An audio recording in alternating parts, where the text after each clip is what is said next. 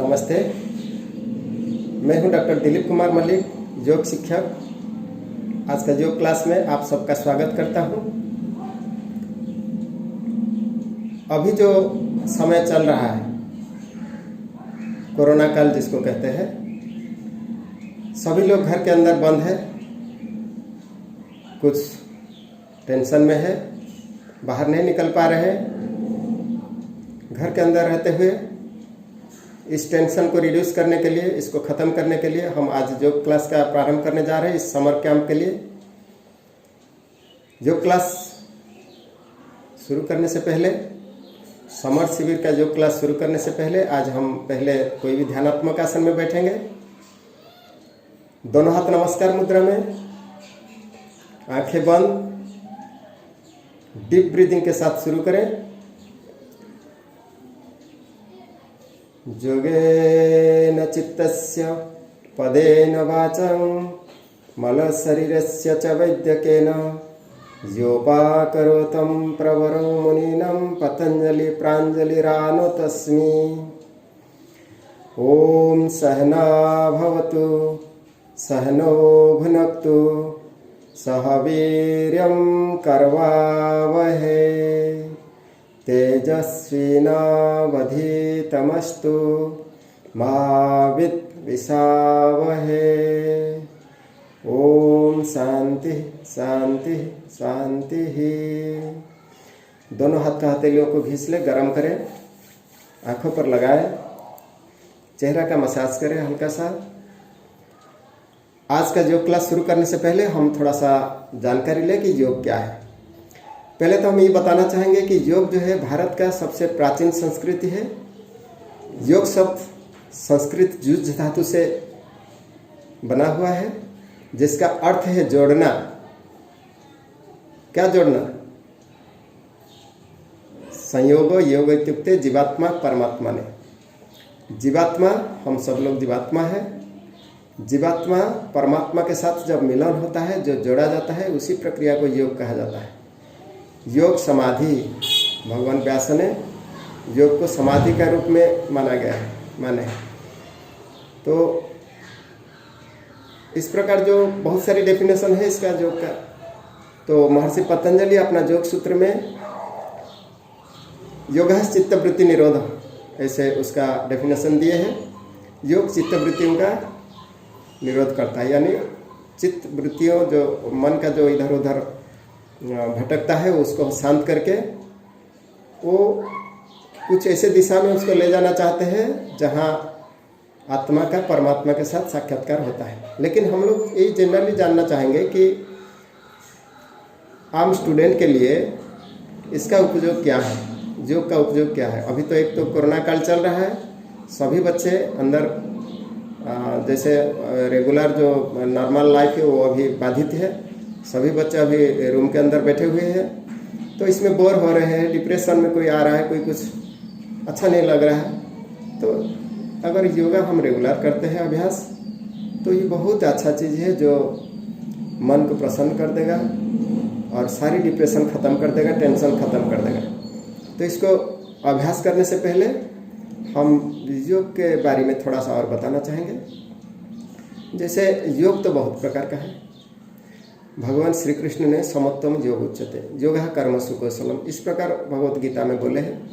कोई भी कार्य को कुशलता के साथ करना योग है, योगः कर्मसु कौशलम। और एक बात बताया है कि समत्वम योग उच्यते। समत्वम, ध्यान से देखिए, समत्वम। समत्वम क्या है? वो एक बैलेंसिंग स्टेज है। किसका बैलेंसिंग स्टेज है? शरीर और मन का। शरीर और मन, शरीर भी हमारा है, मन भी हमारा है। तो ये देखना है कि शरीर के अंदर मन रहे, स्थिर होकर साथ दे शरीर का। तो उसके लिए जो भी अभ्यास क्रम हम करेंगे उसको योग कहा गया है। इसके लिए उन्होंने एक, महर्षि पतंजलि ने अपने योग दर्शन में एक बड़ा अच्छा तरीका बताया है, जिसको अष्टांग योग के नाम पर जाना जाता है। अष्टांग योग क्या है? यमश्च नियमश्च आसनं च तथैव च प्राणायामस् तथा गार्गी प्रत्याहारश्च धारणा ध्यान समाधि रेतानि योगांगने वरानन। इस प्रकार बताया गया है। यम, नियम, आसन, प्राणायाम, प्रत्याहार, धारणा, ध्यान, समाधि, इसको योग कहा जाता है। योग का ये 8 अंग है, ये एक सीढ़ी है। इसको धीरे धीरे चढ़ के आप समाधि तक पहुंच सकते हैं। लेकिन हमको क्या चाहिए, हमको चाहिए कि कुछ आसन का अभ्यास करें, कुछ प्राणायाम का अभ्यास करें, थोड़ा सा ध्यान का अभ्यास करें। ध्यान यानी कंसंट्रेशन बढ़ाने वाला चीज़ है। हमको समाधि तक पहुंच रहा है या नहीं पहुंच रहा है वो अलग बात नहीं, अलग बात है, लेकिन हमको क्या करना है, शरीर के साथ अपना भटकला मन को जो है ना बांध के रखना है। मन जो होता है वो बहुत चंचल होता है, घोड़े जैसे भागते रहता है, उसको बांध के रखना है शरीर के अंदर। कैसे बांध के रखें, वो कोई रस्सी नहीं है, कोई रज्जू नहीं है जिसको बांध के रखें, वो है योग। योग जो है वो रस्सी है उसके लिए, मन को बांधने के लिए योगाभ्यास ही उसका रस्सी है। उसको बांधने के लिए हमको योगाभ्यास करना बहुत ज़रूरी है। आइए सीखें योगा का कुछ टेक्निक। उससे हम बता रहे थे कि यम क्या है, नियम क्या है, और आसन तक पहुँचेंगे, आसन तक। तो यम नियम के बारे में थोड़ा सा जानकारी लें। यम क्या है, यम है 5 प्रकार का, जैसे है अहिंसा, सत्य, अस्तेय, ब्रह्मचर्य, अपरिग्रह। और नियम क्या है, नियम है शौच, संतोष, तप, स्वाध्याय, ईश्वर प्रणिधान।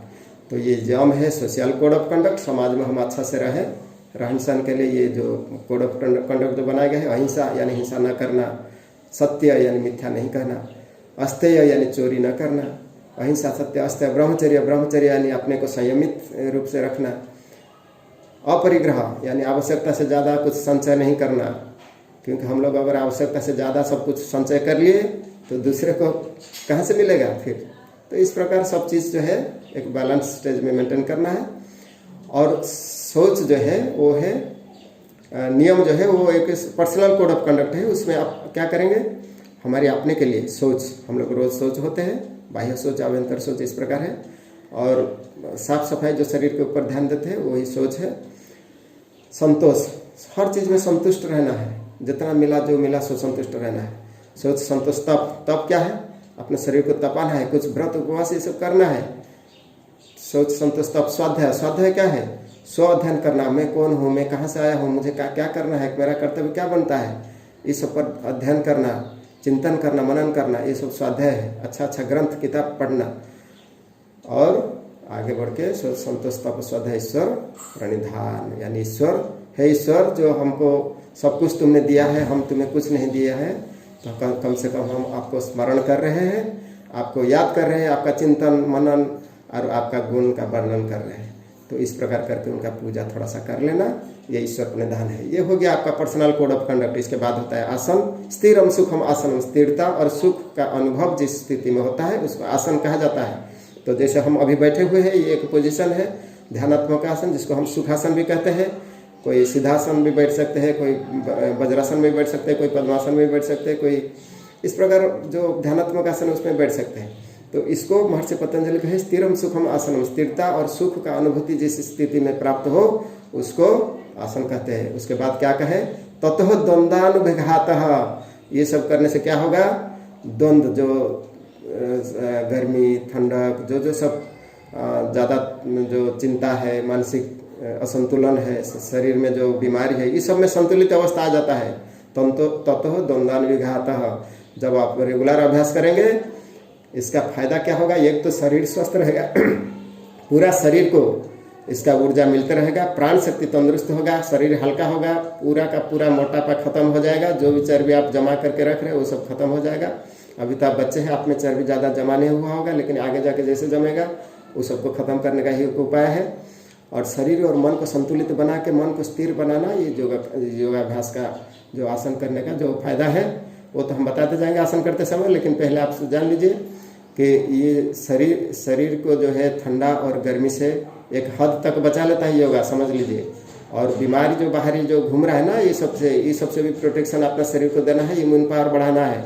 ये सब के लिए आपको अभ्यास करना है। पहला हम करेंगे शरीर संचालन, फिर आप सूर्य नमस्कार, आज इतना करेंगे, फिर कल से हम फिर दूसरा अभ्यास करेंगे। चलिए आज हम पहले उसके लिए खड़े हो जाते हैं। शरीर संचालन यानी सूक्ष्म व्यायाम कैसे करेंगे, हाथ को पहले ऐसे करें, दोनों हाथ का इस प्रकार, फिर ऐसे करें इस प्रकार, जैसा हम करते जा रहे हैं ऐसा आप लोग करते जाइए। फिर पूरा अभ्यास करके आप मुझे वीडियो भेजिएगा, फोटो भेजिएगा। चलिए ऐसे हाथ को ऐसे कंधे पर रखें, अब इसको रोटेट करें इस प्रकार, क्लॉकवाइज एंटी क्लॉकवाइज, कम से कम 5 बार, कम से कम 5 बार अभ्यास करें इसका। अब क्या करना है, थोड़ा सा नेक रोटेट करें, धीरे धीरे करना है, कोई भी चीज आप धीरे धीरे करें, कोई हड़बड़ी नहीं। अब फिर दूसरे साइड से अभ्यास करें। अब हम थोड़ा सा कमर को रोटेट करें इस प्रकार, 5 बार ऐसे, फिर 5 बार ऐसे। अब घुटना इस प्रकार, हमेशा खाली पेट में अभ्यास करना योगा का। योग अभ्यास हमेशा खाली पेट में होना चाहिए। 5 बार ऐसे, 5 बार ऐसे। अब हम सूर्य नमस्कार करेंगे। सूर्य नमस्कार, सूर्य भगवान को प्रार्थना करेंगे। कैसे? दोनों हाथ नमस्कार मुद्रा में। पेट में कुछ नहीं रहना चाहिए। जब भी सूर्य नमस्कार करते हैं, कोई भी आसन करते हैं, हमेशा सोच के बात करना चाहिए। पेट साफ होना चाहिए। सुबह सुबह का समय बहुत अच्छा रहता है। सुबह 5 बजे या 6 बजे तक, 5 से 6 बजे तक सुबह सूर्योदय के समय, और शाम को सूर्यास्त के समय अभ्यास करें। ओम ह्रूम सूर्याय नमः, इस मंत्र के साथ हम शुरू करते हैं। इसको प्रणवासन कहते हैं, पहला स्थिति है। दूसरा स्थिति इसको हस्त उत्तानासन कहते हैं। ऐसे करके सांस भरते हुए पीछे की ओर झुकना, रीढ़ की हड्डी को पीछे की ओर झुकाना, और सांस छोड़ते हुए आगे की ओर झुकना, पादहस्तासन। ये तीसरा स्थिति है। अब राइट लेग को हम पीछे लेते हैं, इसको अश्व संचालनासन कहते हैं। इसको हम ऊपर की ओर देखें और सांस लें। फिर हम दोनों पैर को पीछे करें, इसको तुलासन कहते हैं, दंडासन कहते हैं, द्विपाद प्रसरणासन कहते हैं। अब हम घुटने को नीचे लगाएं और छाती को दोनों हाथ के बीच में, अब माथा को जमीन पर लगाएं। ये अष्टांग प्रणिपातासन है। अब हम भुजंगासन करते हैं। ये 7 स्टेज है। नाभि तक के नीचे के अंश जो है जमीन पर रहेगा, और नाभि से ऊपर की ओर देखना है, ऊपर की ओर उठाना है माथा को। अब हम पर्वतासन करेंगे। दोनों पैर को नीचे से जो है जमीन पर रख लेंगे और कमर को ऊपर की ओर उठाते हुए पर्वत जैसा आकार बनाएंगे, उल्टा भी जैसा। अब राइट लेग को हम सामने लाते हैं और ऊपर की ओर देखते हैं। अब लेफ्ट लेग को सामने लाते हैं और पादहस्तासन करते हैं। फिर ऊर्ध्व नमस्कार करते हैं और पूर्व स्थिति में आते हैं, प्रणवासन। अब इसको बाएं साइड में भी करना है।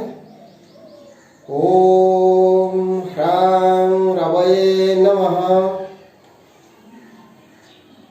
हस्त उत्तानासन, पादहस्तासन,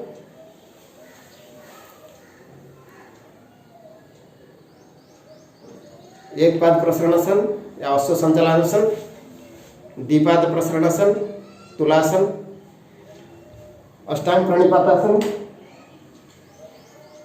भुजंगासन, पर्वतासन, एक पाद प्रसरणासन, पादहस्तासन,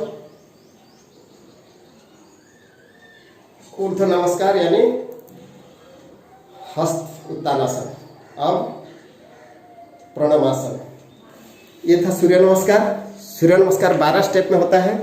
सूर्य नमस्कार का बहुत सारे फायदा होता है। ये एक आसन का समूह है। ये बहुत सारे आसन का कॉम्बिनेशन है। अगर कोई भी आसन नहीं करते तो खाली सूर्य नमस्कार भी रेगुलर अगर 15 मिनट, 20 मिनट या आधा घंटा कर लेते हैं तो यह जिंदगी को सफल बना देगा, शरीर को कभी बीमार नहीं पड़ने देगा। भगवान सूर्य जो है वो सकल शक्ति का आधार है और उनसे शक्ति प्राप्त होता रहेगा।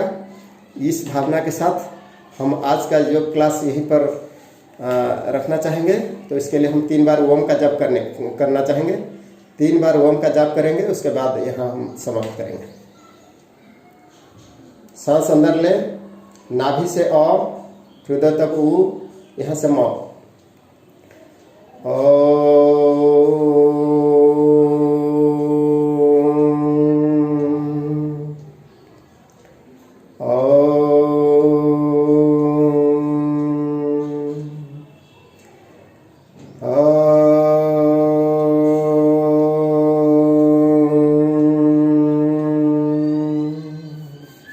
दोनों हाथ को घींच लीजिए, आंखों पर लगाइए। नमस्ते।